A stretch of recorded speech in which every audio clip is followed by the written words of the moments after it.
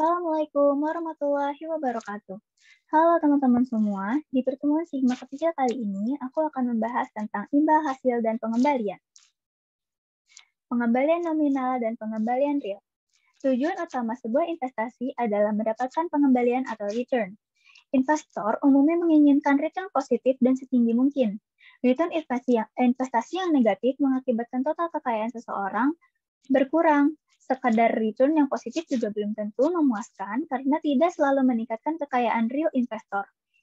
Return investasi positif tetapi lebih kecil dari inflasi periodik akan mengakibatkan total kekayaan investor bertambah secara nominal tetapi berkurang secara real. Return real sendiri adalah return nominal dikurangi dengan tingkat inflasi agar daya beli tidak berkurang. Return nominal sebuah investasi harus melebihi tingkat inflasi. Selanjutnya ada imbal hasil dalam pasar uang. Pasar uang adalah pasar untuk instrumen utang jangka pendek, yaitu yang berjangka waktu 1 tahun atau kurang seperti surat pembendaharaan negara atau SPN, sertifikat Bank Indonesia atau SBI, dan sertifikat deposito atau SD. Yang pertama ada imbal hasil diskon bank atau RBD. Rumusnya adalah RBD sama dengan D per F dikali 360 dibagi T. RBD sendiri adalah imbal hasil diskon bank, D adalah besar diskon, F adalah nilai nominal SBI atau SD, dan T adalah jumlah hari hingga tanggal jatuh tempo. Nah, kelemahan dari imbal hasil ini adalah imbal hasil didasarkan pada nilai nominal SBI, bukan harga pembeliannya. Yang kedua, asumsi 360 hari dari 365 hari yang semestinya. Lalu yang terakhir, untuk mendapatkan imbal hasil tahunan, digunakan konsep bunga sederhana yang mengabaikan kesempatan mendapatkan bunga di atas bunga. Selanjutnya ada imbal hasil periode atau HPY. Rumusnya adalah HPY sama dengan P1 dikurang P0 per P0. HPY sendiri adalah imbal hasil periode, P0 adalah harga pembelian, dan P1 adalah harga atau nilai jatuh tempo. Imbal periode tidak disetahunkan. Jika imbal periode disetahunkan dengan menggunakan bunga majemuk, akan mendapatkan imbal hasil tahunan efektif atau EAY. Rumusnya adalah EAY sama dengan 1 plus HPY pangkat 365 dibagi T dikurang 1. HPY sendiri adalah imbal hasil periode, EAY adalah imbal hasil tahunan efektif, dan T adalah periode SBI atau SD. Lalu yang ketiga ada imbal hasil pasar uang atau RMM. Rumusnya di sini ada banyak teman-teman, yaitu ada 3. Yang pertama, RMM sama dengan D per P0 kali 360 dibagi T. Lalu yang kedua ada RMM sama dengan HPY dikali 360 dibagi T. Lalu yang terakhir ada RMM sama dengan RBD dikali F per P0. RBD sendiri itu adalah imbal hasil diskon bank, D adalah besar diskon, HPY adalah imbal hasil periode, T adalah periode SBI atau SD, dan P0 adalah harga pembelian. Selanjutnya ada pengembalian berdasarkan uang dan waktu. Yang pertama ada pengembalian berdasarkan uang. Dalam mencari tingkat pengembalian berdasarkan uang, besar penerimaan atau pengeluaran uang dalam setiap periode sangat penting dan diperhitungkan. Contohnya, mencari internal rate of return atau IRR dalam penganggaran modal, yaitu capital budgeting. Rumusnya itu PV atau pengeluaran sama dengan PV penerimaan. Lalu selanjutnya ada pengembalian berdasarkan waktu. Dalam pengembalian berdasarkan waktu, besaran uang dalam setiap periode tidak dipertimbangkan karena penekanannya adalah pengembalian tiap periode. Untuk konsep pengembalian waktu sendiri dibagi menjadi 2, yaitu aritmetik dan geometrik. Untuk rumusnya sendiri bisa dilihat di layar.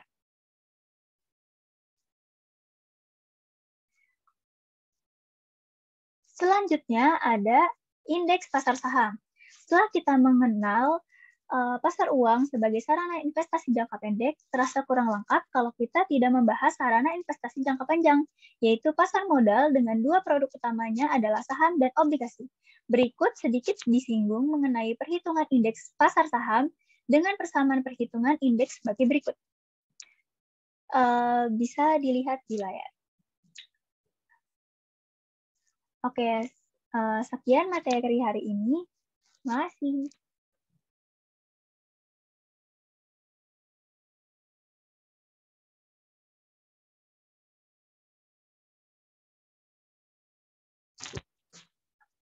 Oke, untuk yang selanjutnya, kita akan membahas tentang latihan-latihan soal terkait dengan imbal hasil dan pengembalian. Soal pertama yaitu sebuah SBI yang mempunyai nilai nominal 1 miliar dan berjangka waktu 150 hari dijual dengan harga 980 juta rupiah. Berapa imbal hasil diskon bank? Jawabannya itu diskonnya adalah 20 juta. 20 juta ini didapatkan dari 1 miliar dikurang 980 juta rupiah, sama dengan 20 juta rupiah. Nah, untuk nilai nominalnya sendiri adalah 1 miliar dan jangka waktunya adalah 150 hari. Rumusnya adalah RBD sama dengan D per F dikali 360 per T, sama dengan 20 juta per 1 miliar dikali 360 per 150, sama dengan 4,8% PA.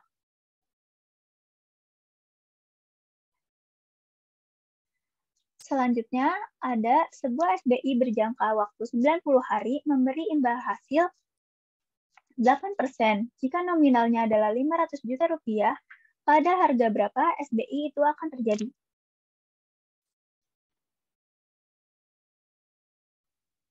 Jawabannya adalah RBD-nya sama dengan 8%, F-nya sama dengan 500 juta rupiah, T-nya sama dengan 90 hari.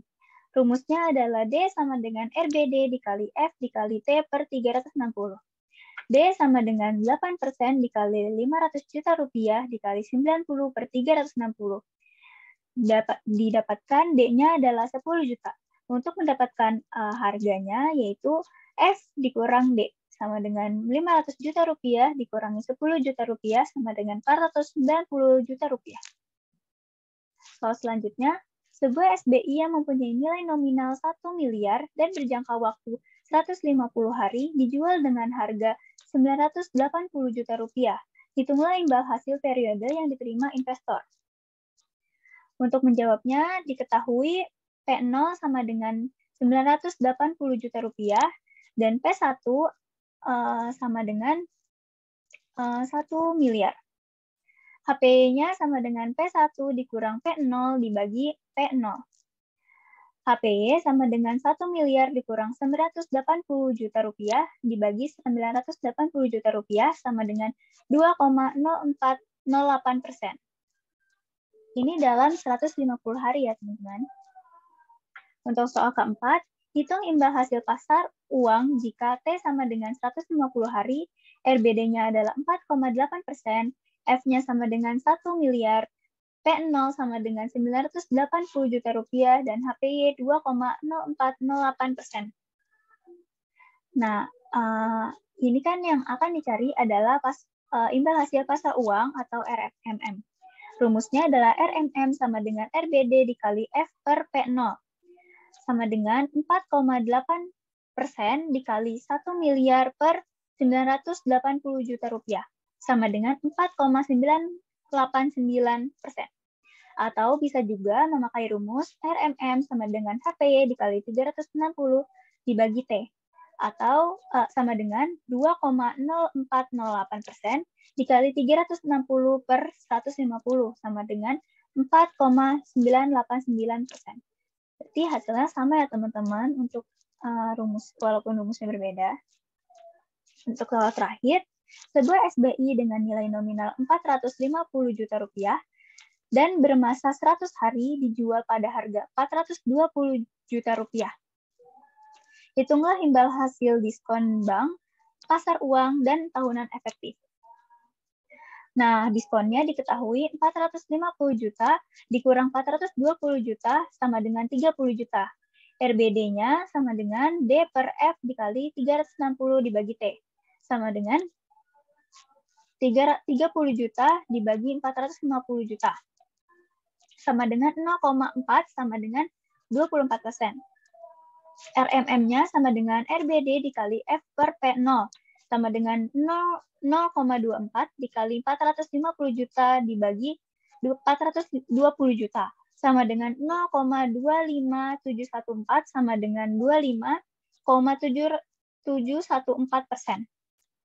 Nah, untuk EAY-nya sama dengan 1 plus P1 min P0 sama per P0 pangkat 365 dibagi T dikurang 1. Sama dengan 1 plus 30 juta dibagi 420 juta pangkat 3,65 dikurang 1.